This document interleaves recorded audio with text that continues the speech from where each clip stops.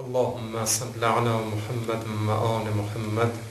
أعوذ بالله من نفسي وأعوذ بالله من الشيطان الرجيم. بسم الله الرحمن الرحيم.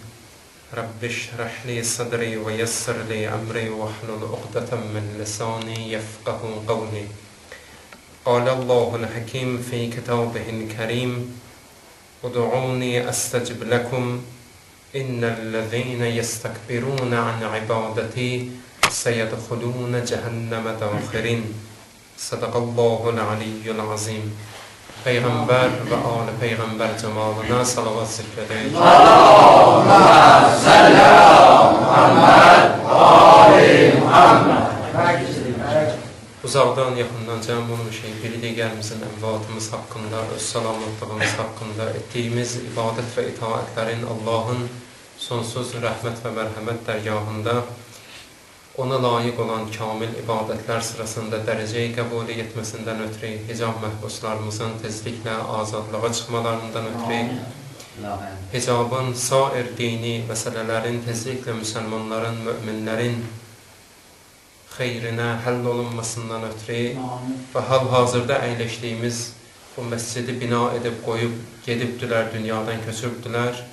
İstər adlarını bildiyimiz, istər bilmədiyimiz o insanların ki, bu məscidin ərsəyə gəlməsində əməkləri olun və hal-hazırda yenidən təmir olunub istifadəyə verilməsində hər kimin nə zəhməti olub, cəmiən ruhlarını yad edib, salavat zikr edək. Allahümme salli ala Muhammed ve ali Muhammed.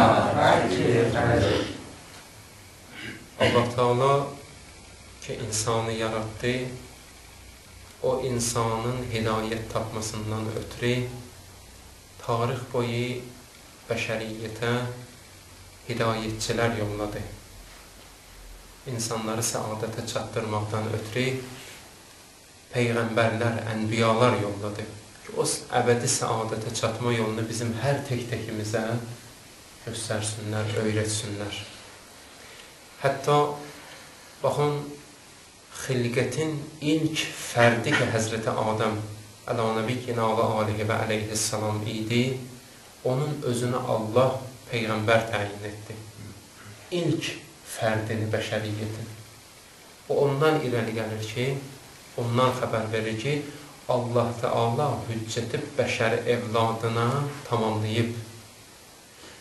Əgər Allah Teala ola bilər də Adəmi yaradandan sonra bir 10 il, 20 il sonra Peyğəmbər yollayaydı. O 10 ildə, 20 il ərzində olan insanlar üçün bir hidayətçi, bələdçi gəlməyəydi. Allah bu cür etmədi. Hətta o insanların da hidayəti və səadətini nəzərə alıb onlar üçün bələdçi yolladı. Elə Adəmin özünü ilk fərd ki, insan xilqətindən yaratdı, onun özünü də tərbiyə edib ona risalət verdi. Və Allah Teala göndərdiyi ənbiyaların içərisində iki növ Allahın peyğəmbəri var. İki növ peyğəmbər var. Bir peyğəmbərin sayı məhduddur. Bir peyğəmbərin sayı isə bizlərə bəlli deyir. Düzdür, Allaha bəllidir, bizə bəlli deyir. Çünki Allahın yanında heç bir şey məxfi deyir. Allah hər bir şeyin sayını, ölçüsünü, qədərini bilir. Biri zahiri peyğəmbərdir, bir də batini peyğəmbər. Zahiri peyğəmbərlər həmən 124 min peyğəmbərdir ki, Həzrəti Adəmdə başlayır, Həzrəti Xatamül Ənbiyada bitir. Elə ki, Qur'an-ı Kərimdə də bunun haradasa 25-ə yaxın peyğəmbərin adı hallanıb. O 124 min peyğəmbərdən cəmli 25-26 peyğəmbərin adı hallanıb. Bu zahiri peyğəmbərlər. İkinci növ peyğəmbər isə insanların öz batinlərində olan peyğəmbərdir. Onun da sayı bizə bəlli deyil. Niyə? Nə qədər insan var, o qədər də o peyğəmbərin sayı var. O nədir? Ağıl. Ağıl. Hər bir insanın vücudunda olan peyğəmbər, o ağıl Allah tərəfindən onun daxilində qoyulmuş batini peyğəmbərdir. Və bu daxili Peyğəmbər əgər zahiri Peyğəmbərin sözünü təsdiq etməsə, qəbul etməsə, o insan hidayət olmur. Əbu Ləhəb lənətullah əleyh. Peyğəmbər dedi ona, ən kamil insanı Allah yolladı da, Xatəmül Ənbiya idi. Düzdür ya, yox. Həkim eyni həkimdir. Səlmanı da müalicə edən həkim Rəsulullah idi. Əbu Ləhəb üçün də göndərilən həkim Rəsulullah idi. Həkim də eyni, yazılan nüsxə də eyni. Hər ikisi üçün də eyni rəsep idi. Peyğəmbər Əbu Ləhəbə oxuduğu Quran, Səlmana oxuduğu Qurandan fərq eləmirdi ki. Eyni ayənəli idi.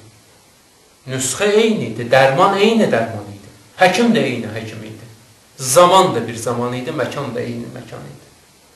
Həmin həkim, o dərmanla, o nüsxə ilə birini müalicə edə bildi, birini yox. Əlbəttə, burada Eyüp həkimdə döyürdü. Nüsxədə də döyürdü. Eyüp nöqsan kimdə idi? Xəstənin özündə. Niyə? Eyübi neydi o xəstənin? Xəstə özü müalicə olunmaq istəmirdi. Əgər bugün mən cismi cəhətdən xəstələnib, siz gedin dünyanın ən mahir həkiminin, professorunu dəvət edin, xərçikin götürün gəlin. Ən də yaxşı dərmanları alın, götürün, qoyun yanımda. Yaxşı. Amma o həkimin yazdığı pəhrizi mən riayət etməyim. Məsələn, deyək ki, filan şeyləri yemə, bir müddət mən yiyim.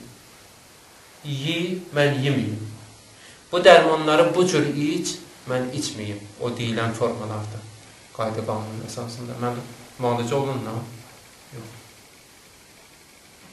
Dünyanın ən mahir həkimini də götürsən, xeyri yoxdur. Amma birdən xəstə müalicə olunmaq istəyir. Xəstəlikdən xilas olmaq istəyir. Onu görərsən ki, bəzən elə bir dənə yaşlı bir elə insan da elə bir təbabətdən, qədim təbabətdən elə bir şey deyər,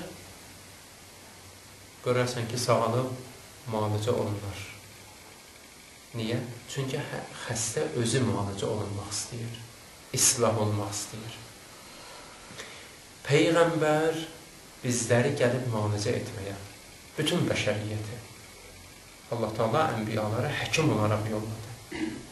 Və onların da işi, peşəsi insanların ruhunu müalicə etməkdir. Mənəviyyatını islah etməkdir. Onların ruhlarına xeyri olan şeyləri onlar üçün açıqlamaq namazıdır, orucudur, xumsudur, zəkatıdır. Ruh və mənəviyyatlarına zərər vura biləcək şeylərdən də onları xəbərdar edib çəkindirməkdir. Necə ki, həkim demir, yemə, etmə. Peyğəmbərlər də gəlib bizə mənəvi cəhətdən Allahın elçisi olaraq gəlib bizə Allahın hökmlərini çatdırırlar ki, etmə. Birdən biri soruşsa bizdən ki, Quran-ı Kərimi mənim üçün bir cümlədə xülasə elə. Quran yəni nə? Quran nədir? Cavab bir cümlədə. Quran Allah tərəfindən insanlar üçün göndərilmiş et və etmələr toplusudur. Qutandır. Ondan başqa da məgər bu? Bir qismi etdir, bir qismi də etmədir. Et və etmələr toplusudur. O da insanın səadətinə xidmət edir, onlara əməl etmək. İndi bu Peyğəmbərləri ki, Allah yolladı, ikinci növ Peyğəmbər də dedik, insanın ağlıdır. O Peyğəmbər də insanların sayı qədərdir. Nə qədər Peyğəmbər, insan var, o qədər də bu Peyğəmbərin sayı var. Deməli, insan ağlından da istifadə etməlidir. Hətta hədislərdə var ki, birdən əgər Allah Teala heç bir bəşəriyyətin hidayətindən ötürü heç bir Peyğəmbər yollamasaydı, heç bir səmavi kitab yollamasaydı, yenə Allahın haqqı var idi. Qiyamət günü insanın yaxasından yapışa, deyə, niyə gəlib məni tapmadı? Sual verilə bilər, Pərvərdigara, nə ilə tapım səni? Deyəcəkdi, batini Peyğəmbərindən. Zahiri Peyğəmbərə əlin çatmadı. Amma batınında qoyduğun Peyğəmbər var idi da. Əgər ondan istifadə etsəydin, gəlib məni tapardı. İnsan baxır bu dünyaya, axı mümkün deyil. Bir dənə kiçik bir kağızı qaldırırsan, havada bıraxan kimi kağız düşdü yerə. Düzdür? Yerin cazibə qüvvəsindən yayındıra bilmirik bunu. Amma sütunsuz səmanı necə saxlayıb? Kim saxlayıb bunu? Bu ulduzlar, planetlər. Sütunu yoxdur. Adi 1 metr, bir dənə şifiri saxlamaqdan ötürü gərək altına nəsə dirək verəsən. 10 qramlıq bir kağızı, 5 qramlıq kağızı havada saxlaya bilmir. Dirək lazımdır. Bunları kim yaradır? İnsan əgər ağlından istifadə etsə o batini Peyğəmbərdən, batini Peyğəmbər ona hidayət edər ki, bu gözü görünməz bir varlıqdır. Bu böyük qüdrət sahibidir. Kimdir o? Axtara-axtara gedib çıxarıyıq ki, bu Allahdır. İndi şükür olsun Allaha ki, Allah Teala bizi o qədər də müşkülə salmadı. O qədər dəri təpəyə salmadı bizi. Ki, biz elə öz ağlımıza güc verib, gedib onu tapaq. Zahiri Peyğəmbərlər də yolladı və səmavi kitablar da yolladı. Əlhamdülillah ki, həm Peyğəmbərlərin ən mükəmməli, ən kamili, həm də dinlərin, səmavi kitabların ən kamili olan Qur'an Allah bizim hədiyyə edir. Bizim də borcumuzdur ki, bir bəndə olaraq Allahın əmrlərindən itaət edib, o səadət yolunu tutub, sonda bizlər üçün təyin olmuş o səadətə, o kəmala çatır. İnsan yaranmayıb belə bu dünyada qalır. İnsan yiyib, içməkdən ötürü, böyüməkdən ötürü yaranmayıb. Yiyib, içmək insan üçün yaranmayıb. Biz dünyadan ötürü yaranmamışıq. Dünyanı Allah bizim üçün yaradıb. Və bu dünyada bir etapdır, bir mərhələdir. Keçməliyik. O mərhələni keçmək məcburiyyətindəyik. Amma Allahın istədiyi kimi, nəfsimin istədiyi kimi yox, şeytanın istədiyi kimi yox. İndi o Allah nə cür istəyir? Biz bu dünyada yaşayır. Baxaq Qur'ana. Əvvəldən axıra Qur'an diri bir insanın həyatda nə cür yaşamalıdır, onu bizlər üçün, hər bir insan üçün açıqlayır. Və Qur'an da özü də diri insan üçündür. Sovetlər dövründə çox qəribə bir təbliğat gedirdi. Bugün də hələ o təbliğat təəssüflər olsun, bəzi evlərdə qalmaqdadır.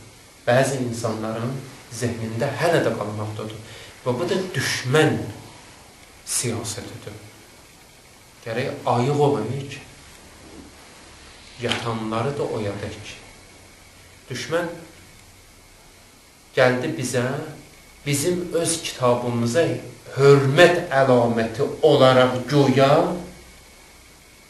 bizləri dedi ki, Qur'anlar gərək bükülə, bir parçaya, qoyula hündür taxçalara, örtülə və s. Elə deyil, yox. Yəqin ki, böyüklər, ağsaqqallar bilir. Amma doğrudan da Qur'an taxçaya qoyulmaq üçün gəlir, bükülmək üçün gəlir. Qur'ana baxaq, Qur'an nədir? Allah deyir, et və etmə.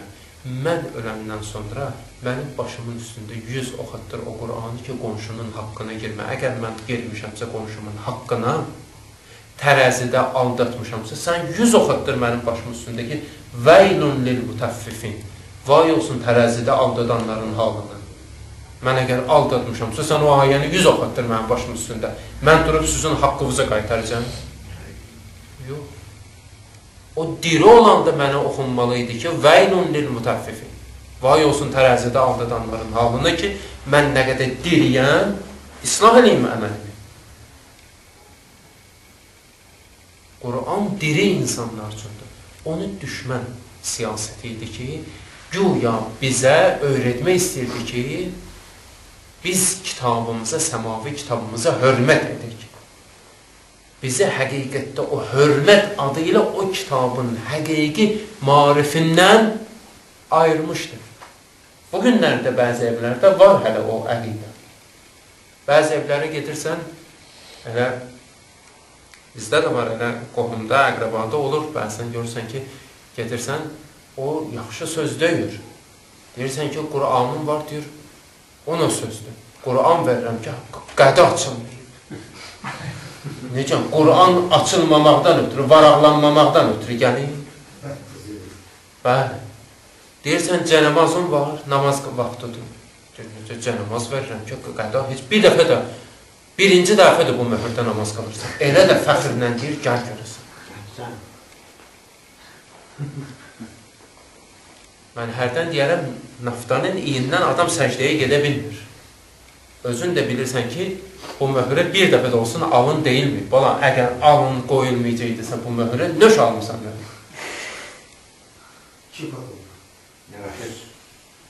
Yəni, bəzən görürsən ki, hələ bugün də o cahilanə iftixar edənlər var.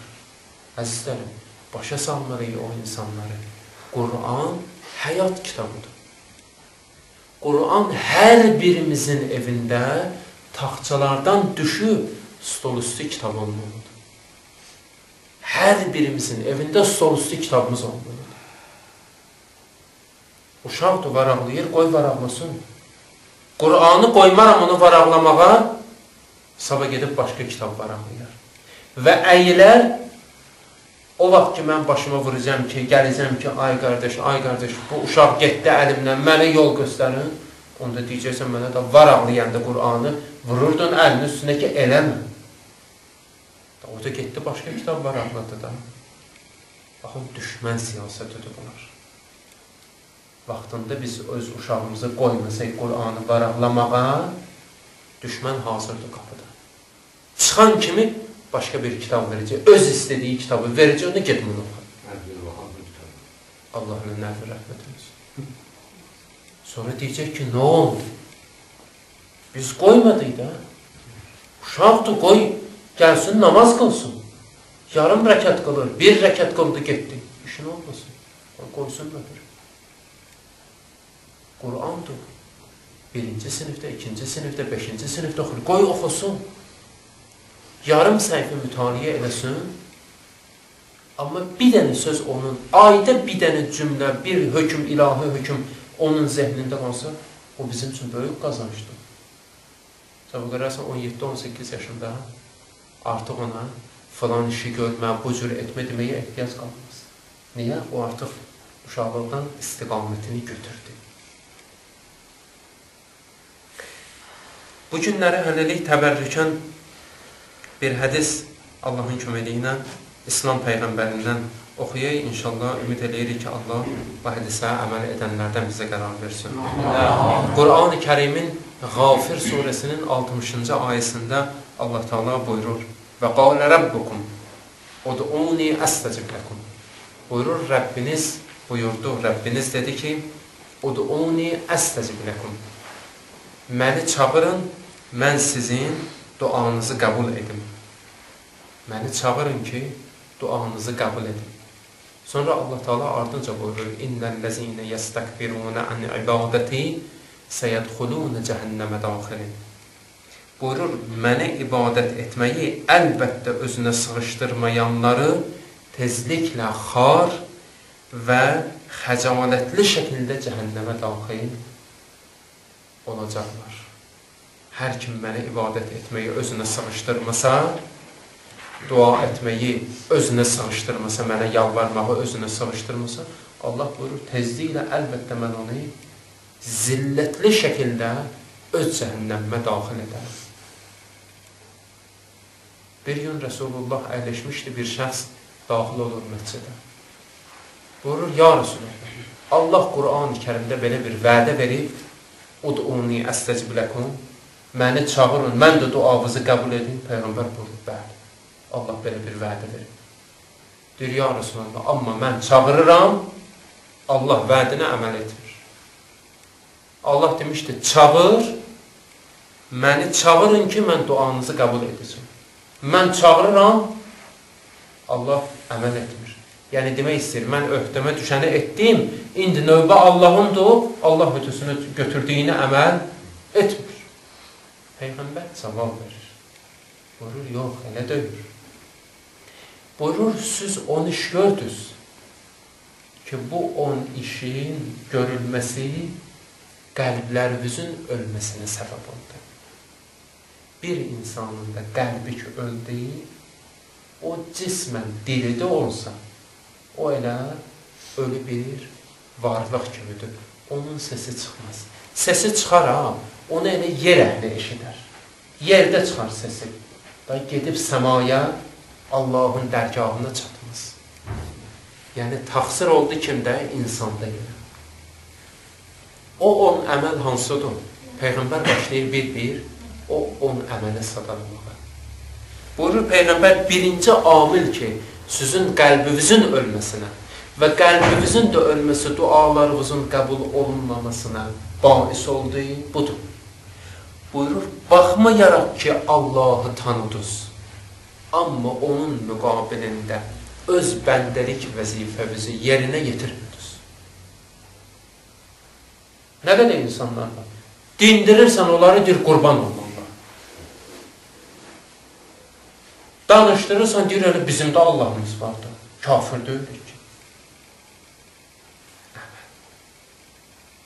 Əməl. Allahın var, adamı deyərlər namazı. Həmən Allahın səndən namaz istəyir, oruc istəyir. Namazsız bəndə olmaz. Oruçsuz bəndə olmaz.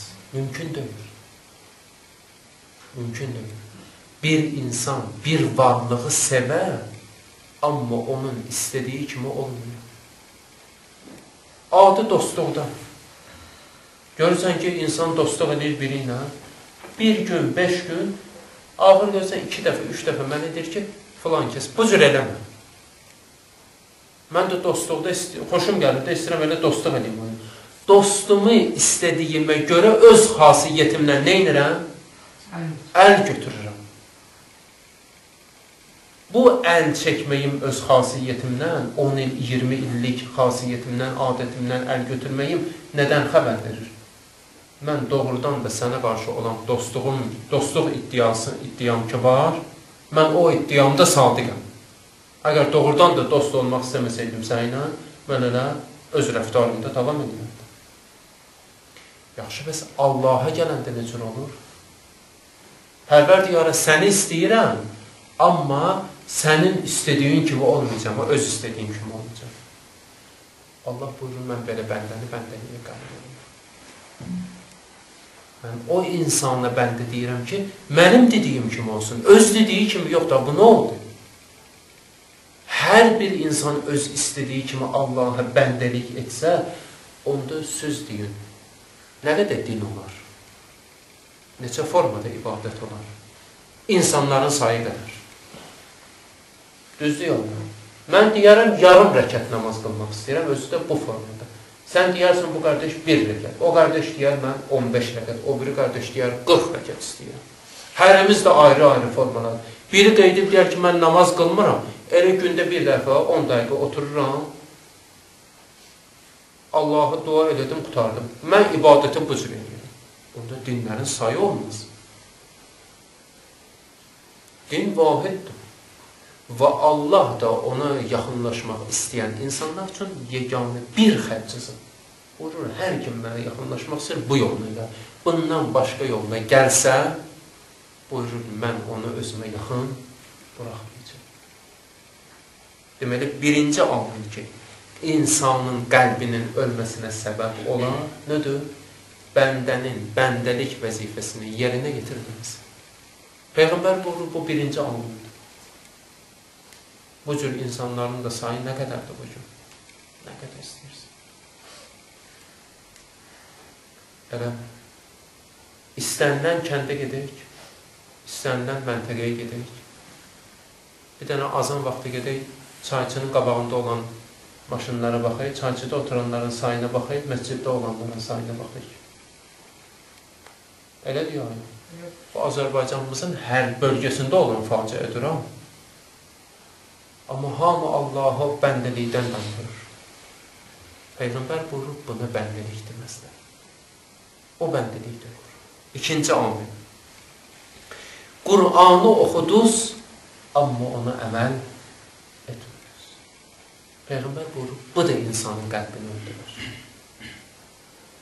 Oxuyuram ki, Allah deyib, bunu haram etdim. Yenə eləyirəm. Peyğəmbər buyurub, insanın qəlbini öldürür. Qəlb də öldü, o insan nə qədər də Allahı çağırsa, Allah onun harayına ses verməz. Yəni, ölü insandır da. Ölü onsuz da elə bizim bu hər gün gördüyümüz bu ölülər ki var, onlar bizə öyüd nəsihət eləyirlər. Amma eşidir hissəsini yox. Mən də Allahın nisbət o cürdür. İnsanlar məni diri görür, amma Allah isə məni ölü zənn edir. Niyə görə? Qur'anı oxudum, əməl etmədim. Allahın halal və haramlarını, vacib və ya qadağalarını insan riayət etməsə, insanın qəlbi ölər. Bu ikinci amil dualarımızın qəbul olunmamasına səbəb. Bunları araşdıranda insan onda başa düşür, bu 10 amili dinləyəndən sonra ki, bəli, niyə mənim o qədər etdiyim dualardan bir çoxu qəbul olunur? Hardasa bir insan büdrəyir. O ondan adam birində büdrəyəcək. Azı. Azı birində ilişəcək. Üçüncü amil. Resulullah buyurur, danışanda dediniz, Peyğəmbəri sevirik. Peyğəmbərlə dostdur. Amma ailəsi ilə düşmənçilik edilir. O da insan qəlbini öldürür. Mümkün deyil, insan bir şəxsi sevə, ailəsini sevmir. Qur'an-ı Kərimdə və görə Allah Teala özü Peyğəmbər üçün risalətin müqabilində əcr olaraq Əhl-i Beytə qarşı məhəbbətdən başqa bir şey istəmir ki. Xeyr. Buyurur onlara de ki, mən sizin üçün bu risalət yolunda çəkdiyim zəhmətin müqabilində Əhl-i Beytimə qarşı məhəbbətdən başqa heç bir şey istəmirəm. Özü də, bunu Peyğəmbər özü də istəmir, ha? Allah istəyir öz Peyğəmbər üçün. Bir var, Peyğəmbər deyirdi ki, bu risalətimin müqabilində bir dənə Əhl-i Beytimi sevir. Onu da Allah istəyir Peyğəmbər üçün. Peyğəmbərin öz istəyi deyil. Allahın tələbidir bizdən. Bu üçüncü amil. Peyğəmbəri ilə dostluq iddiasında olub, Əhl-i Beyti ilə düşmən olmaq insan qəlbini öldürür. Bu üçüncü amil. Dördüncü amil. Çox qəribədir. Buyurur, danışanda dediniz, şeytanla düşmənik. Amma ondan itaət etdiniz. Ona görə qəlbimiz öldü, Peyğəmbər buyurur. Qəlbdir ki, öldü, dua qəbul olmaz. Böyle namaz qılanın da başına gəlirlər. Namaz qılırım. Deyirəm şeytanla düşmənəm. Amma şeytan deyir, bu naməhrəmə bir bax. Baxdım. İtaət elədim ya, yox. Bu həddə itaət elədim də. Gündə bir dəfə də onun dedəyinə qulaq assam, deməli, o həddə ondan itaət eləmişəm. Bir dənə bu qeybətə elə bir şey olmaz. Eyb yox, burada bir dənə yalan danış. Olar. Nə qədər günah olur? Hərdən bir, hərdən bir, hərdən bir. İnsan elə bilir, günah az eləyir. Elə bilirik, günah az eləyirik. Bir dənə varaq ayırıq, elə bax, sabahdan, sabah səhər, sübh namazından bir dənə ağ varaq ayırıq. Orada nəsə də qeydiyyat da aparmayıq, ya. Ki, sabah kiminsə əlinə düşəndə xəcalət çəkə, ağrımız gedir. Yox, söz verək, Allahla öz aramızda vicdanla var. Hər günah edəndə ora bir dənə xətt çizik. Amma insafla, ha? Heç bir şey yayındırmayın. Yadımızda saxlayın. Yaxşı. Yaxud da yadımızda saxlayın, yaddaş eləyək telefonda 3, 5 falan. Axşam gəldik, o qədər xətt çizik. Bir həftədən sonra baxacaq ki, o ağ varaq qapqalıdır. Amma əməli gördüyüm zaman deyirəm, nə olar? Bir dənə baxışdır da, bir yalandır da. Tək əli günahım bu olsun. Peyğəmbər bir gün öz səhabələri ilə bir səhradan ötüb keçirdi. Birdən əmr edir, dayanırlar. Peyğəmbər buyurur, "İtini bihətəbin."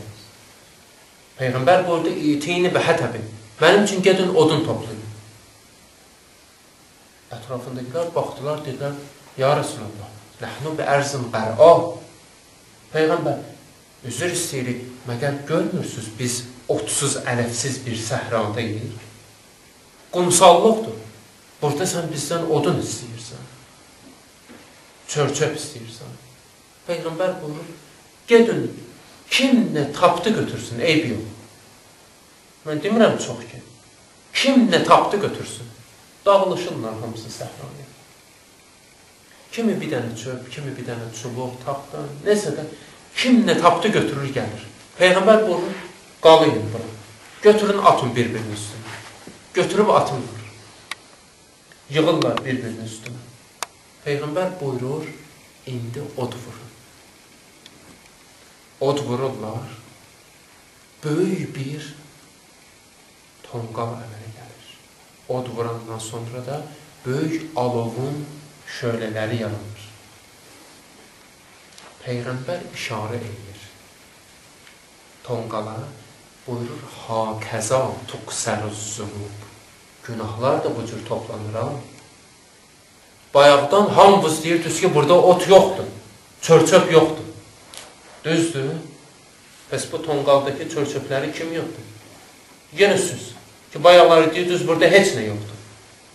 Amma hərəviz bir dənə çöp götürdünüz, tökdünüz bura. Görün, nə boydu onda? Bunu Peyğəmbər sözlə də deyərdi. Amma o qədər təsiri olmazdı. Əyyanlı şəkildə göstərdi o. Dedi, baxın, hərdən bir dənə çöp aparıb atıram axirətə, qəbrəyə. Hərdən bir dənə çöp, hərdən bir dənə çöp. 70 ildən sonra girəndə o qəbrə görürəm Pərvərdigar. İllərlə yansa da qurtarmayan odun toplamışam.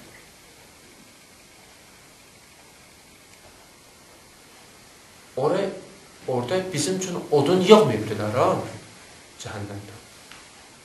Odunu insan özü aparır burada. Orada heç kim üçün odun yığıb toplamayıbdılar. Odunu buradan özüm yığırım. Yollayırım. Günahlar. Hər günah. Onu edəndə mən deyirəm ki, və ya insanlar deyir ki, bir dənə günahdır da, tövbə eləyək. Amma bir dənə vərəqi yoxlayaq. İnanın, bir həftə çatmayacaq, bağımız partlayacaq. Pərvərdigarım, bu 30 ildə nələr olur? Vərəqlər, nə qədər vərəq var ki, bu qapqarı olurdu. Bu bir həftənin vərəqidir. 30 ilin, 40 ilin, 50 ilin vərəqləri nə gündür? Onun haqqı sabahardadır. Belə insan bilmir. Hesab kitab aparsa görəcək. İnanın, bir həftəyə Allah bilir ki, bəlkə nə qədər xətt çizəcək. Haram baxışımızı qeyd edək, haram yalan danışıq, qeybətdir, böhtandır, nödür. Hər nədə bir harama mürtəkib oldu, gərək ora hər bir harama bir dənə xətt çizək. Bir həftədən sonra görək ki, nə qədər olur. Onu insan vursun aya, ilə və ilə axır. Odur ki, diqqətli olay. Peyğəmbər buyurur, danışanda dediniz, şeytanla düşmədik, əməldə gedib ondan itaat etdiniz. Bu insan qəlbini öldürər, bu işi görmür. Ona görə, bəs əgər istəyirik duamız qəbul olsun, gərək qəlbimizi dirildir. Qəlbimiz nə cür dirilər? Qəlbi öldürən amillərdən qaçmaqla. Ki, onlardan da biri nə oldu? Şeytandan itaət etməmək. Bu insanın qəlbini dirildər. İtaət etmək isə əksinə öldürər. Öldü də insanın qəlbi duası qəbul olmaz. Nə qədər də çağırsa Allahı xeyri. 5-ci amil. Dediniz, danışanda behişti sevirik, istəyirik, behişt əhli olaq. Amma behiştə getməkdən ötürü lazım olan iş görmürdünüz. Peyğəmbər buyurur, bu da qəlbin ölməsinə səbəb olar. Hamı behişt əhli olmaq istəyir. Amma namaz deyirsən, deyir yox, namaz yox. Oruç deyirsən, deyir yox. Axı, mümkün deyil, namazsız behişt mümkün deyil. Müddəssir surəsində, ki, Məkki surələrindəndir, 56 ayədir. O ayədə, bu surədə daha doğrusu, Allah Teala cənnət əhli ilə cəhənnəm əhlinin diyaloqundan bir parça nəql edir. Cənnət əhli ilə cəhənnəm əhlinin söhbətini. Ki, əvvəlincə ayələrlə mənim işim yoxdur, Allah danışır, gəlib bura çatır. İlla əshabən yəmin.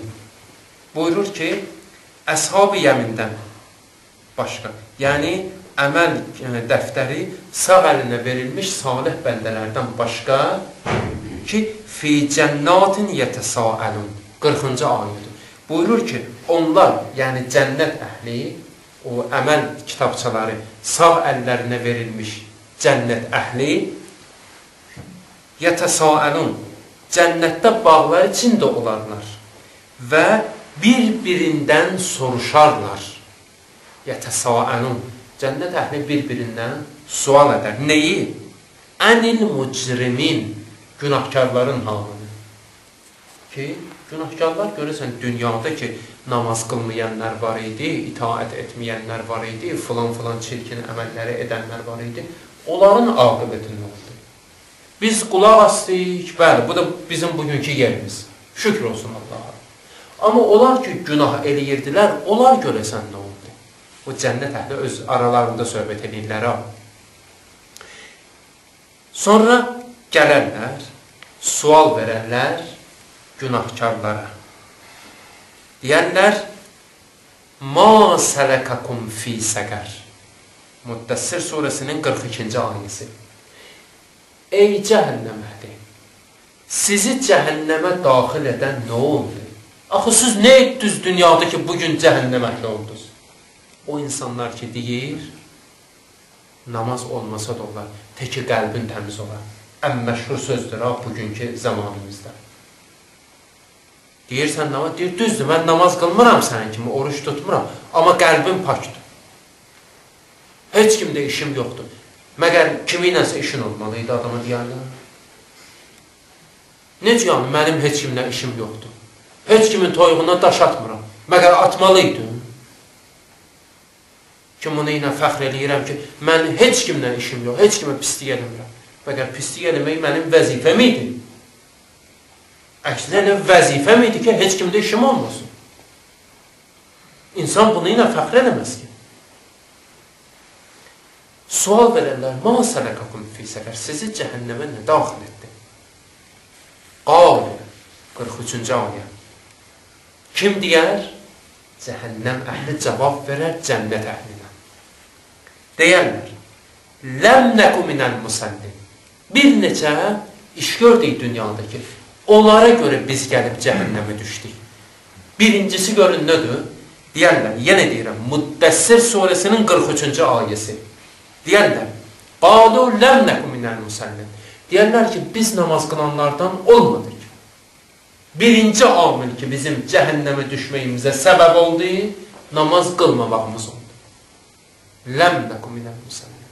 Biz namaz qılanlardan deyildik. Başqa səbəb də var idi, bəli. 44-cü ayə və ikinci səbəb. Vələm nəkun nut'imul miskin. Fəqirə və yoxsula da təam verməzdik. Fəqirə, yoxsula təam verməzdik. Elə bəzi namaz qılanlarda xumusdan, zəkatdan danışırsan. Deyirlər ki, bu da xumus və zəkatın mollaların, axundların özlərindən çıxartdığı bir təzə bir şeydir. Amma sonra baxırsan, namaz qutarandan sonra xumus zəkat nədir? Orada həm imamın haqqı var, həm də seyyidin haqqı da. Elə deyək, əgər bir insan 100 manat xumus ayırsa, onun 50 manatı fəqir seyyidin də, 50 manatı da qeyri fəqir seyyidin. yəni qeyri-seyyidə çatacaq ki, ona imam malı deyənlər. O, hər bir zamanının imamına xas olan hissədir, paydır. Əllərini qaldırıb fərəc duası oxuyur. Amma imam zamanın payını basıb yiyir. Hara oxuyursan fərəc, hara gəlsin? Gəldi elə birinci mənim boynumu vuracaq ki, mənim haqqımı basıb. Deyirdin, gəldim. Əy boynumu. Ne üçün? Xonuz təkat vermirdin, mənim haqqımı basıb yiyirsən. Yetimin, miskinin payını vermirdin. Demirdin, gəldim. O qədər insanlar İmam Zaman ağı gələndə onu təksib edəcək, gəl görəsən. Bilirsən, nə qədər olacaq? Saysız, hesabsız. Ne üçün? Gələcək, görəcək, mənafəyə xətərə düşür. Ağa gələcək, deyəcək ki, o evdən çıx gedin. Ne üçün, ağacım? Deyəcək, o ev qəsbidir. Dədə babamdan qalıb mənə. Bəli, sənin də neçənci baban o evi qəsb edildi. Qəsbidir. Çıx o evdən. Oğul istəyirəm 100 minlik, 300 minlik evi qoyub alt, üstsüz çıxa bayır. Hara çıxırım? Ən rahat çıxış yolu nədir? Təksib edeyim ki, sən İmam Zaman döyürsən. Hara qoyun gedim? Deyəcək, düş maşından 100 minlikdən. O maşın sənin haqqındır. O yetim yesirindir. Apar ver filan fəqirə. Oğul istəyir bunu eləyəyə. Ürək istəyir bunu eləyəyə. Ən yaxşı yolu nədir? Deyinən ki, sən İmam Zaman döyürsən. Çox çətin olacaq. İmam Zaman gələndə elə bilirik, rahat olacaq. Bəli, bir qismi üçün rahat olacaq. Amma bəzən də çətin olacaq bir qismi üçün. Ağanın göstərişlərini icra etmək də hünər istəyir insan. Bu ikinci amil. Və kunna nəxuzu məəl xaizin. Batıl əhli ilə birlikdə bihudə işlərə və söhbətlərə dalardıq dünyada. Cəhənnəm əhli deyəcək. Üçüncü iş ki, bizi cəhənnəmə saldı bu. Saatlarla oturardık, boş-boşuna söhbətlər edərdik ki, nə dünyamıza faydası var idi, nə də ahirətimizə. Amma yarım saat, bir saat məsciddə bir tədbir olanda, baxırsan ki, 10 nəfər, 30 nəfər, 50 nəfər məsciddə adam. Gedib görürsən ki, hansısa bir yerdə 3 saat, 5 saat oturubdur söhbət edəyində, yorulmurlar. Qiyamət günündə peşman olacaqlar. Və dördüncü səbəb ki, deyəcəklər ki, bizi cəhənnəmə daxil edən o oldu, neydi? Və kunna nukazzibu biyevmiddin, cəza gününü təksib və inkar etdik. Deyirdilər bizə bir gün qiyamət gələcək. Biz inkar edirdik ki, o dünyadan xəbər götürən var.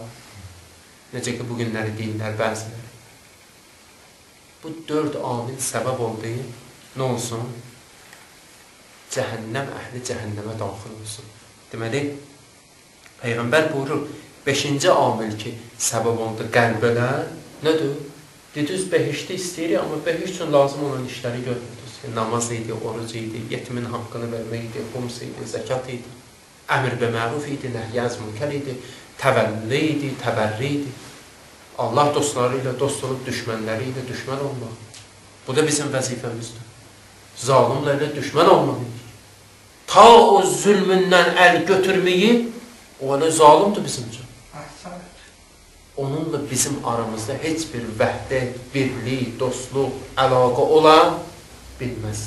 Bir halda ki, zülmündən əl götürə, gələ haqqın tərəfə. Ta bu işi görməyib, bizim üçün elə zalimdir. O bizim üçün düşməndir. Allahın düşməni bizim də düşmənimizdir. 6-cı amil. Peyğəmbər buyurur, dediniz, cəhənnəmdən qorxuruq. Öz əllər. Nə ilə? Günahlar.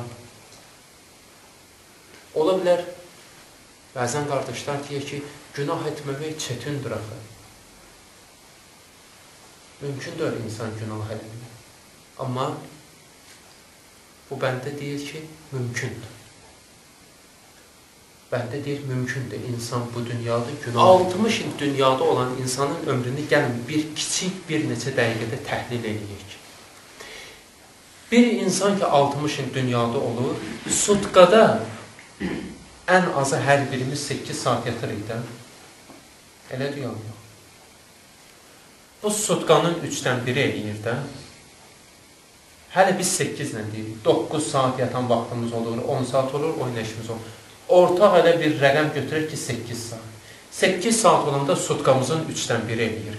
60 il yaşayan insanın da ömrünə vuranda 3-dən 1-i. 20 il getdi nəyə? Yatmağa. Elə deyəm yox.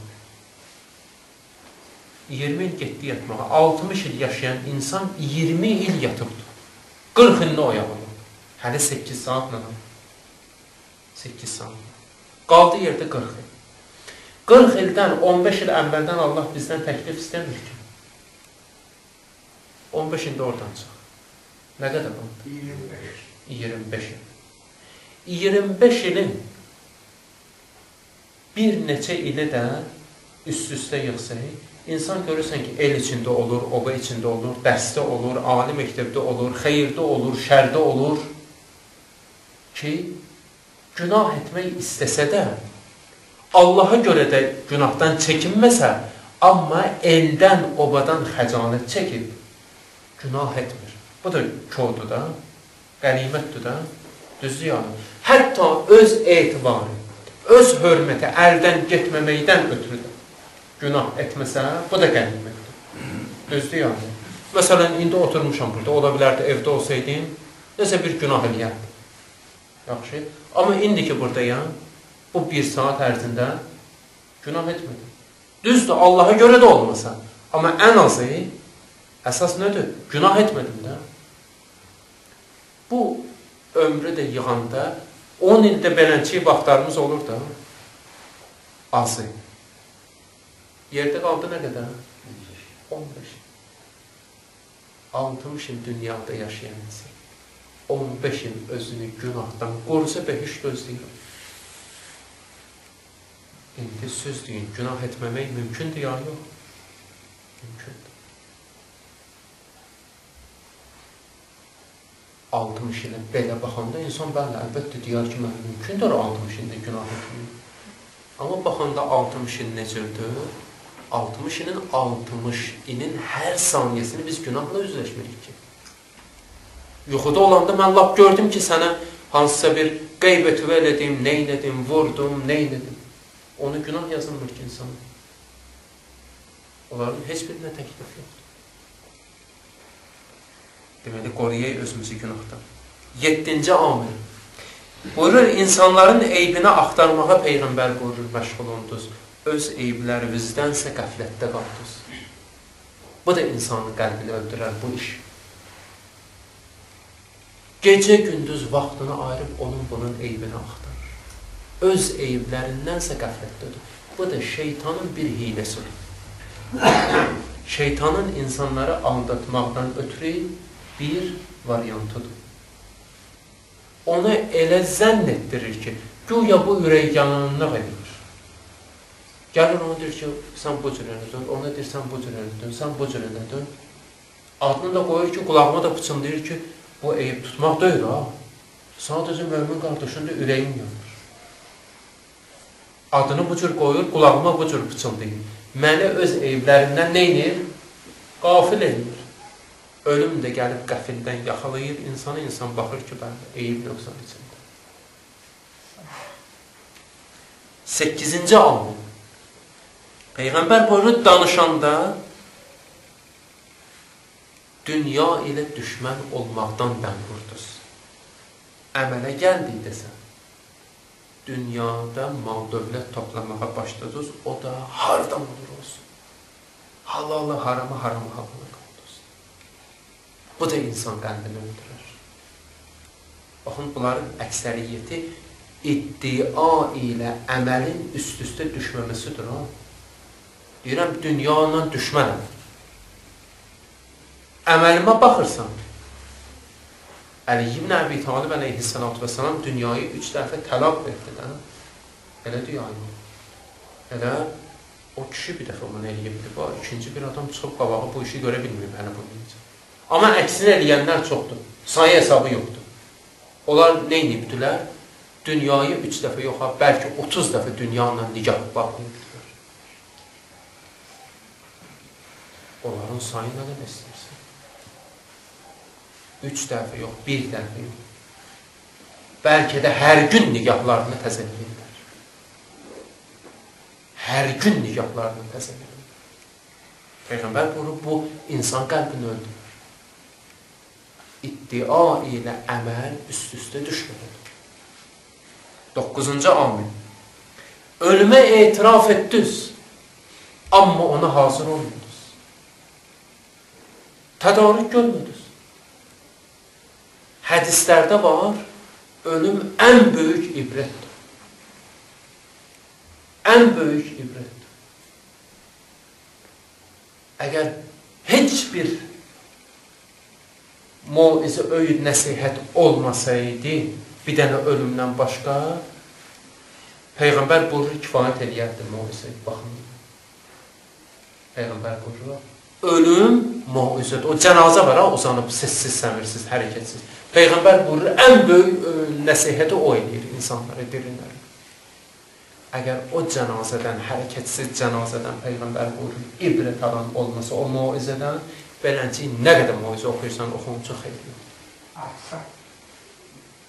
O canlı moizədir də gözümün qabağında. Dünənə qədər nərə çəkildi sarayda. Bugün sessiz, səmirsiz uzanır. Hanı qədimin fironları? Hanı Misirin qədim fironları? Hamı torpaq altında susub. Müasir 21-ci əsrindəki Misirin fironu nə oldu? O da o acınacaqlı vəziyyətdədir. Hüsnü mübarək. Ayətullah Məşkini rəhmətullah əleyh demişkən ki, nə hüsn kimi bir ağıllı başlı hüsnü var idi, nə də mübarəkliyi, nə də bərəkəti. Amma adı hüsnü mübarək idi, yəni hüsnü bərəkətlidir. Ayət Məşkini deyərdi, Allah rəhmət eləsin ki, nə hüsnü var, nə də bərəkəti. O da zamanənin müasir fironu, Misirin indiki fironu. O da o vəziyyətdir. Bəli. Səddam, Qəddafisi, filanı, beşməkanı. Bu ölkədə olan fironlar. Hamısı torpaq altındadır. Kaş bugünkü fironlarda baxıb tapşırdıqları fironlardan ibrət alaydılar. O torpaq elə susturur o nəhri çəkən şirləri. O ölüm elə onu mum eləyir. Gəl görürsən. Heç sesi çıxmır heç. Gözünü də aça bilmir. Nə yaxşı ölüm var. Nə yaxşı ölüm var. Ölüm olmasaydı, inanın, bəzi zamanlar nə oyunlar çıxarardı Allah bilir. Peyğəmbər buyurur, ölümə etiraf etdiniz, iqrar elədiniz ki, ölüm var. Amma ona hazır olmadınız. Və nəhayət 10-cu və sonuncu amil ki, elə bayaq dedik, Peyğəmbər buyurur, ölüləri biri digərinin ardınca aparıb torpağa tapşırdınız. Amma onlara qulaq asıb, onlara baxıb, onlardan ibrət almadınız. Heç kim inanmır ki, bir gün mən də burada uzanacağım. Heç kim inanmır. Hamı aparır çiynində, qoyur, gəlir. Amma soruşsan onlardan, inanın, bəlkə yüzündən biri inanar ki, mənə də bir gün bu cür aparacaq. Hamı elə bilir ki, bu aparacaq, bunu aparmayacaq. Amma sonra elə aparırlar, adamı gəlmez. Heç onda istəməsək də aparırlar. Bir necə halda insandan izin alınmır. İstəyib istəməməsini nəzərə alınırlar. Biri dünyaya gələndədir.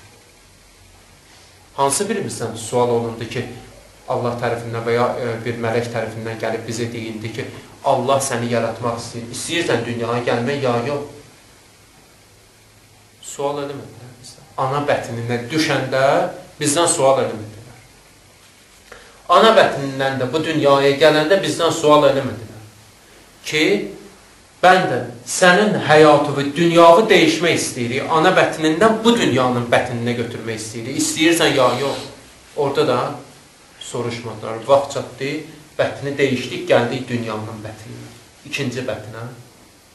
Necə ki, o iki bətinə düşəndə bizdən sual olunmayıb, üçüncü bətin ki, qəbr evidir, orada düşəndə bizdən sual eləməyəcəklər. Onun da vaxtı çatdı, insan edəcəklər. Dur, yola düşürsən.